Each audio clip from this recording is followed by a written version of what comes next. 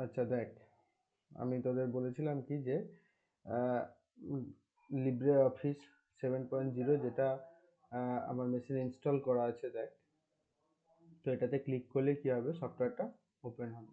ঠিক আছে, সফটওয়্যারটা আমার ওপেন হয়ে গেল। আমি একদম আরো প্রথম থেকে দেখাই, ঠিক আছে? এটা ক্লোজ করে দিই। দেখ, এটার উপর ক্লিক করলাম। ক্লিক করতে এরকম একটা আমার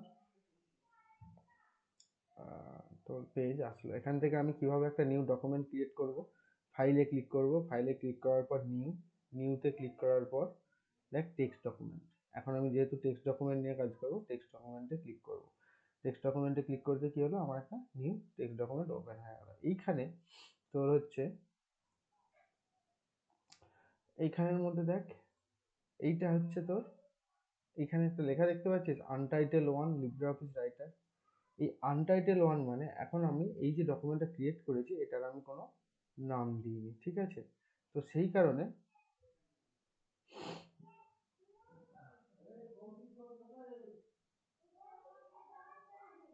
এটার আমি এখনো কোনো নাম দিইনি, সেই জন্য এটা আনটাইটেল ওয়ান হয়ে রয়েছে। অর্থাৎ এই বারটাকে বলা হয় টাইটেল বার। ঠিক আছে, এরপর এইখানে এই যে অপশন দেখতে পাচ্ছি, আমি পড়ানোর সময় বারবার বলি ফাইল, তারপর হচ্ছে এডিট, এই অপশনগুলোর কথা বারবার বলি। এইটা হচ্ছে, এই যে এইটা দেখতে পাচ্ছিস, এইটা হচ্ছে মেনু বার, যেটার তলায় আমি আন্ডারলাইন করছি। ঠিক আছে, এরপর এটা হচ্ছে স্ট্যান্ডার্ড টুলবার। এই যে এই বারটা যে দেখতে পাচ্ছিস, এই যে এই বারটা, এই যে আইকনগুলো দেখতে পাচ্ছিস, বিভিন্ন রকম কাজ আছে প্রত্যেকটা আইকনে। পরে পরে বলবো, একদিন আমি যদি বলে দিই মনে রাখতে পারবি না। এরপর এইটা হচ্ছে ফরম্যাটিং টুলবারটা, যেটা ফরম্যাট করার জন্য কাজে লাগে। ঠিক আছে, আর আর এটা হচ্ছে তোর, এই যে এইটা দেখতে পাচ্ছিস, এইটা এইটা এটা এটা আমি তোকে এর মাধ্যমে দেখাচ্ছি। ঠিক আছে, এই যে এইটা দেখতে পাচ্ছিস, এটা হচ্ছে স্ক্রোল বার, ভার্টিক্যাল স্ক্রোল বার।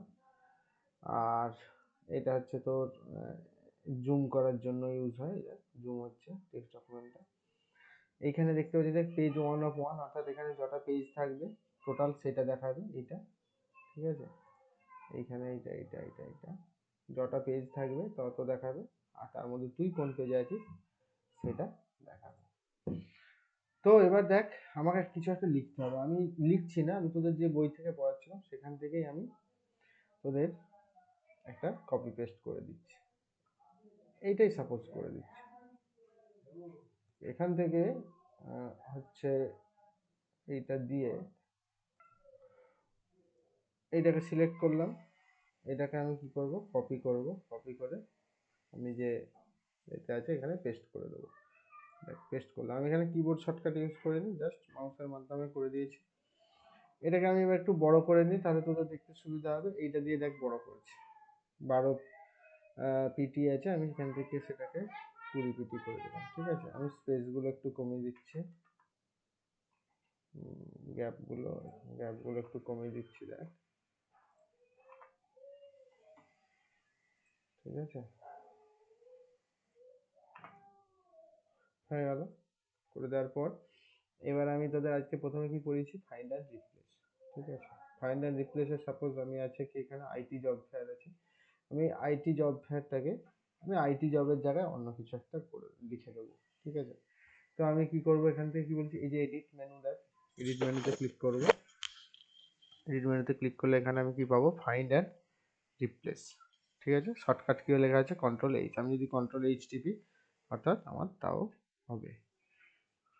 দেখ, কন্ট্রোল H টিপতে ডাইরেক্ট আমার এই বক্সটা চলে এলো।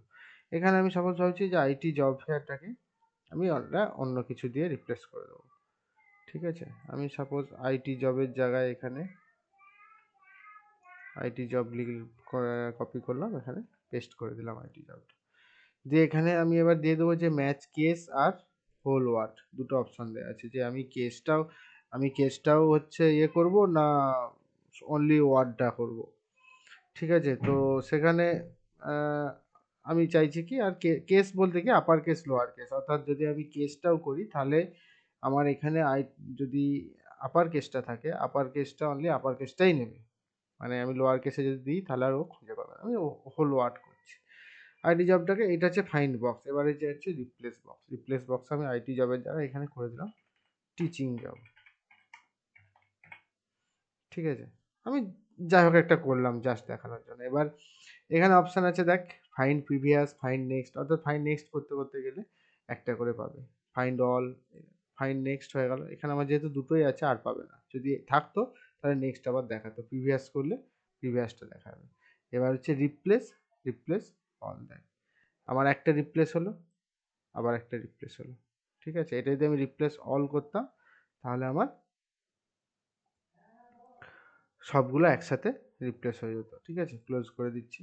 দেখ কি আছে এখানে, আইটি জবের জায়গায় এখানেও টিচিং জব ফেয়ার হয়ে গেছে, এখানে দেখ টিচিং জব ফেয়ার, আমি কিন্তু লিখিনি টিচিং জব ফেয়ার, দুই জায়গাতেই আমার এসে গেল। ঠিক আছে, এবার হচ্ছে পেজ নাম্বার। পেজ নাম্বারের জন্য কি বলেছি, এডিট, এডিট থেকে হচ্ছে go to page, go to পেজে ক্লিক করলাম। আরেকবার দেখিয়ে দিই, এডিট, গো টু পেজ, অথবা কন্ট্রোল জি, কন্ট্রোল জি ক্লিক করতে প্রেস করছি, এসে গেল। এবার এটা আমি এখন তোদের দেখাতে পারবো না, কারণ আমার একটাই পেজ, দেখ পেজ 1 আছে। এখানে যদি আমার 50-60টা পেজ থাকতো, আমি এখানে পেজ নাম্বার যদি 40 দিতাম, দিয়ে ওকে করলে 40 নাম্বার পেজে চলে যেত। এখন যেহেতু একই আছে দেখ, সেজন্য 1ই দেখাচ্ছে, পেজ 1, অর্থাৎ আমি এখন দিলেও যাবে না কোথাও। ঠিক আছে, কারণ আমার একটাই পেজ তৈরি করা আছে। ঠিক আছে,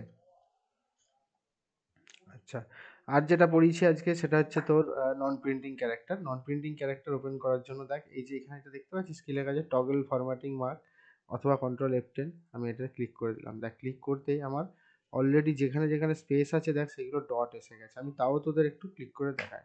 দেখ আমি এন্টার দিচ্ছি, দেখ ওই মার্কটা আমার দেখাচ্ছে, অর্থাৎ ওই মার্কটা দিয়ে আমি বুঝবো যে ওখানে এন্টার দেওয়া হচ্ছে। স্পেস দিচ্ছি দেখ, আমার ডট ডট, অর্থাৎ আমি যেখানে ডট পাবো সেখানেই বুঝবো যে এগুলো প্রিন্ট হবে না, কিন্তু আমাকে অ্যাসাইন করে দিচ্ছে যে এই এই জায়গায় এই এই আমি নন প্রিন্টিং ক্যারেক্টার ইউজ করেছি। দেখ ট্যাব ক্লিক করলে দেখ অ্যারো হয়ে যাচ্ছে, অর্থাৎ অ্যারো থাকলেই বুঝতে পারবো ওখানে আমি একটা ট্যাব ইউজ করা আছে।